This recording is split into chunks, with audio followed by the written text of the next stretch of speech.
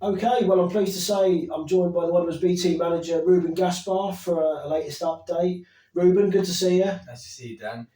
We last caught up at the start of the year, back in January, just past the 1 0 victory that we had here against Epsom and Ewell at Meadowbank in the league. Yeah. That was the start of a 5 game unbeaten run, 4 wins in 5.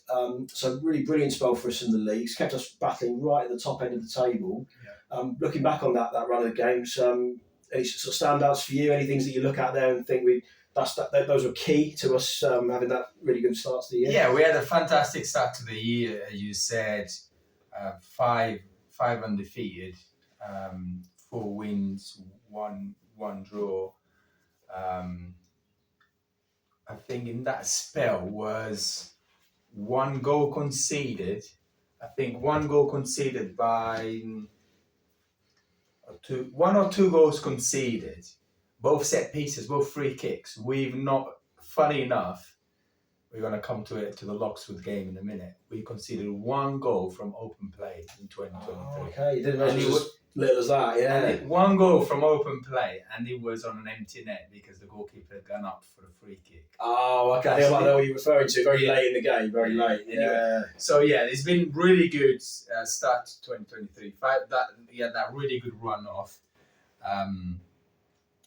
Worden 1-0, Milo 1-1. And then we had, who did we have after that? That's maybe Chelsea away. Chelsea away 2-0, and then Epsom and Ewell 1-0 at home, and there was one more.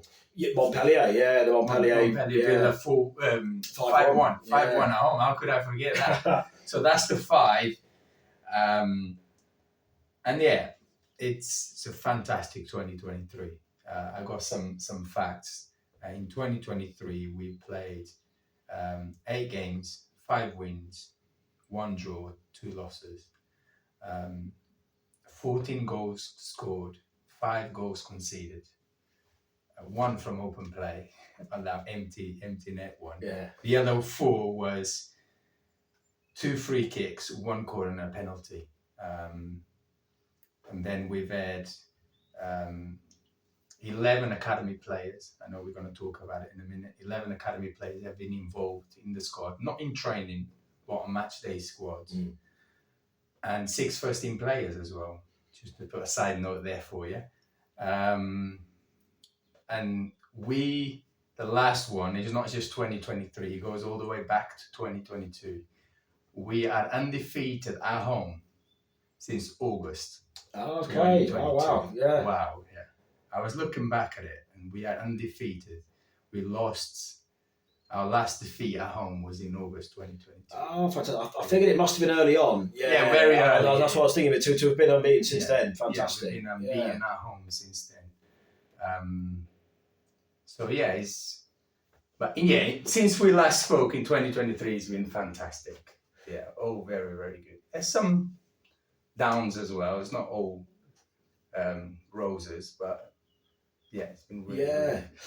Really good continuity from what you've said there, and certainly what struck me, having seen the Epsom and Ewell game and the Worthing game earlier in the season, was seemed so well organised in the side and so well balanced, and just backed up there by the numbers you've said. The fact that it's only been a couple of goals, in this calendar year, and that's absolutely fantastic continuity and consistency. That winning run for this year was brought to an end last week by Epsom and Ewell. It was a really narrow 1-0 defeat at their place. In the league, in the league. But then we bounced back this past Tuesday night with a 4-1 win away at Forest Row. So great response from the lads after that run came to an end. The Epsom and Ewell one was a penalty.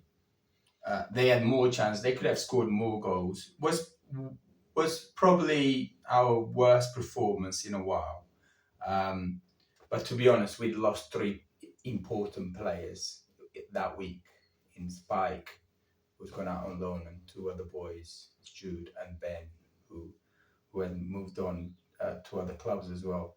So that week we lost 3 important players, and then we had to play Epsom and Ewell, arguably the best team in the league with us, after us. Yeah, exactly. After us. So Epsom and Ewell are arguably, or in my opinion, the top team in the league.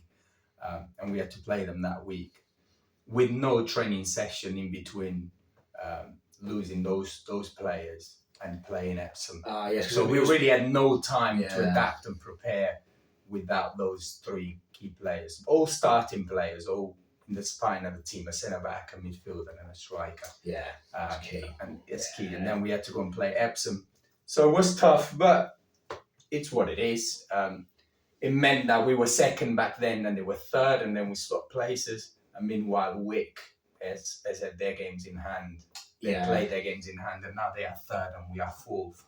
So still within like playoff places. We're currently fourth. It's the games have closed up a bit now in the last few weeks as well, haven't they? Because into the new year, there's a bit of a disparity. We played more games than the teams, but it's definitely evened up, which has been good in the last 2 or 3 weeks. Yeah, so it's really tight. Shoreham's got 55, Epsom's got 51, and then Wick's got 51 as well. We got 49. And Godalming's got 40 something, 42 or 43. So it's all really tight. The good news is we still got to play Shoreham, Wick, and Godalming. Yes. So 3 in the top 5 we still got to play. So it's still a lot of games to play in that top 5 head to heads. Yes. Yeah. Those are heads to heads left. Still very much all to play for, which is brilliant. Very much a competitive end of the season we're heading into at the top of the league. Yeah. In the Cups, we got to the quarterfinals of the Peter Bentley, having beaten Godalming Town and Horsham YMCA en route to the quarterfinals against Loxwood a couple of weeks ago. Unfortunately, defeated 2-0 against Loxwood. Obviously, they do play in the division above us, the Premier. But we have got another quarterfinals to look forward to, though, here at Meadowbank on the 21st of March. In the League Cup, which is against Arundel. Obviously, looking back to a couple of weeks though, obviously a good experience for the lads nonetheless to be playing against a high-level opposition for Loxwood. And to be honest, we didn't look out of place at all. It was the first goal is 1 in a million. It was a direct corner. It went above everyone's head. Went hit the inside of the back post. The top inside of the back and goes in. It's like proper 1 in a million. Proper collector's item, that. 1 in a million. And then their second goal was the last kick of the game. Yes. We had an attacking free kick. Josh Wilson, the first team goalkeeper, went up to try and get something from that kick. Deep in stoppage time, we're talking. It was very deep. We thought was going to be done by then. And then the referee decided to let them just give them another 30 seconds to go up and score into an empty net. That was the 2 goals against the team, as you said, from the league above, Step 5 team, although they are near the bottom.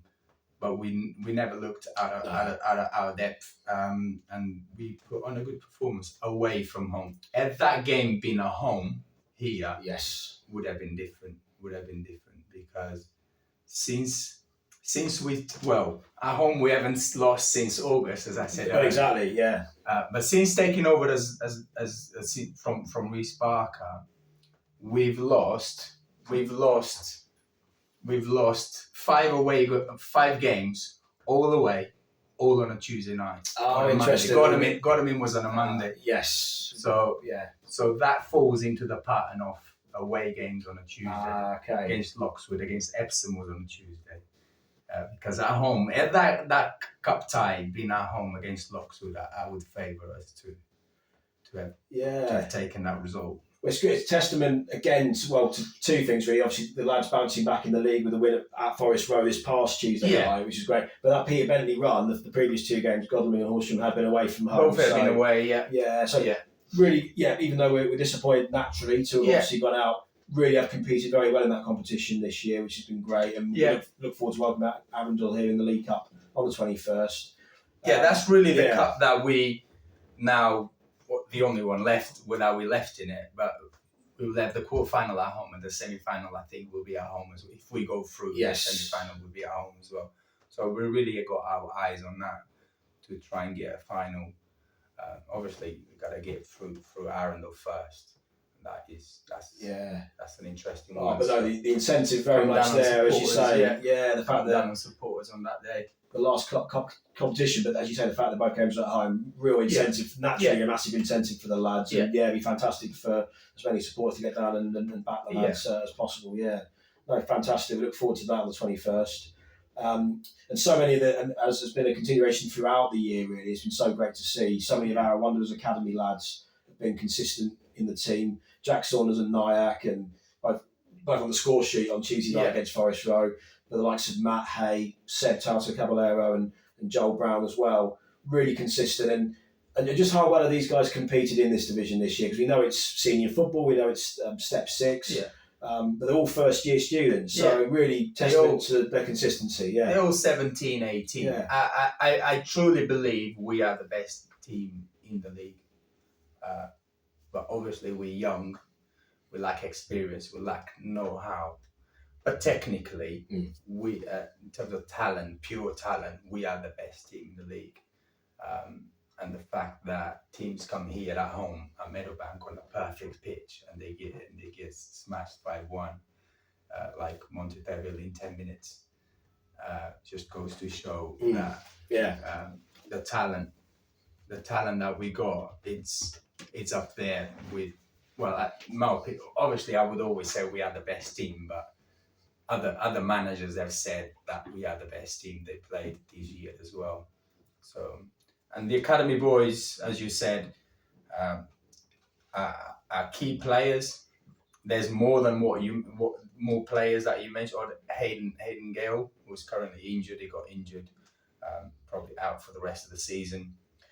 We just touched on Hayden very briefly. That was the one downside of that. We talk about the unbeaten run we had. But the one downside was Hayden did have a bad injury, didn't he? In the Montpellier game. Yeah, he got tackled really badly, and then he's out for potentially 6 to 12 weeks or 8 to 12 weeks. Something like that. So he's out for most certainly for the rest of the season. Yeah. But you've got Hayden Gale, who's been a key part.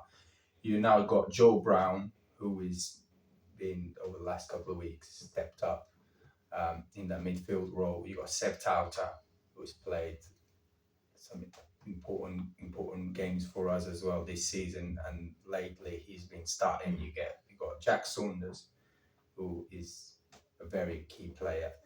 Matt Hay, who's returning from injury, and you got Nyack, who's been starting some games as well. So that's 6 academy players that are regulars every week. They are in the team. You've got Cade, Luke Williams, Ben Patchy. You've got Freddie Leather, the goalkeeper. They're regulars as well. In and out, not regulars, more in and out. Yeah. And you got Caden Goldwyn. Oh, Caden Gooding, yes. Caden sort of operates on the wings or wing back kind of player. He's also been in and out of it as well. So that's 11 academy players that are some of them regulars, key players, others in and out of the B team. Then I think we really found a perfect balance between the academy players and the externals to complement and to bring that more bolder heads from external players, like your Tommy Williams, your Jack Binghams, your Spikes, Ben Aubrey, to complement the youth that we've got from the academy. So that's the perfect balance that we've been able to find this season. Well, from early into the season, having that perfect balance between academy and externals is really key. No, absolutely, and it's been so consistent. And that blend, as you say, first year young lads coming through, technically great, but having those externals in there with the know-how and the experience, a little bit more experience and leadership. Tommy Williams is a key part. Spike Stiegel, that's now gone out on loan to Hayward's Eve, was also very important to give that leadership, to give that organisation into the younger lads. We mentioned Spike there. Yeah, he's on a dual role, dual signing kind of basis, I should say. But great opportunity for him to get some step 4 football, a couple of levels higher at Hayward's Heath down the road. So great to see Spike go there. He's a real flexible player, Spike, isn't he? He's operated for us in central midfield as well as in defence as well. But left back, centre back, right back. He's played right back. Proper utility man. Yeah, he's played right back. So he's a very talented young player and with huge potential. And it's good that he's gone out on loan to two levels above. Just tells you the quality in these players, that they can go two levels above and he started 2 games in a row. Just goes to show the level that we got in the B team. Very much so. He's at Haywards Heath with James Dixon, of course, who's one of our midfielders from the first team, came through the academy previously. So no, we wish Spike well down there. Do wish Hayden a really speedy recovery as well, of course, from the ankle injury suffered against Montpellier. Hopefully he'll be back with us in good time for pre-season and then ready to kick on, of course, next term. So we just finish up looking ahead, Ruben. We've got East Preston at home this coming Saturday, 3 o'clock kickoff at Meadowbank. But that's the first of 3 home games for the B team. We've got the league leaders Shoreham coming in the Saturday after, and then we've got the Arundel Cup game midweek. So 3 straight home games in a row, and then we really are into the back end of the season after that. So we've got 7 left. 7 altogether, 5 at home, 2 away, and there's no midweeks apart from the one from the cup. But the cup is at home, so it's good. So it's like we now really looking forward to going unbeaten. Again, that incentive, at the end of the season. It's really that, and then that hopefully will then mean a cup final and a playoff position. Whether we'll be able to play them or not, that's a different question. But achieving playoffs in our first year with such a young squad, with so many academy players coming through, will be fantastic. Come and support us on Saturday, and then come and watch us play football and see the young talent that we got in the B team.